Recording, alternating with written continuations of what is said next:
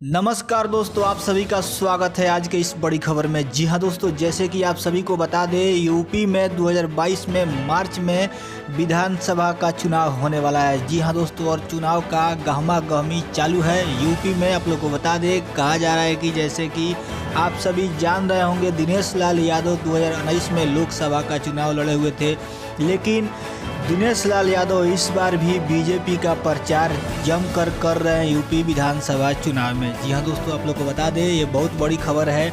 और कहा जा रहा है कि खेसारी लाल यादव, जी हां, खेसारी लाल यादव जैसे कि आप सभी को पता होगा, खास करके आरजेडी के सपोर्टर हैं, आरजेडी को थोड़ा दिल से सपोर्ट करते हैं खेसारी लाल यादव। और हाल ही फिलहाल में तेजस्वी यादव यानी कि आरजेडी के लिए खेसारी लाल यादव एक गाना भी गाए हुए हैं, चुनाव सॉन्ग, जो कि काफ़ी तेज़ी से वायरल हो रहा है।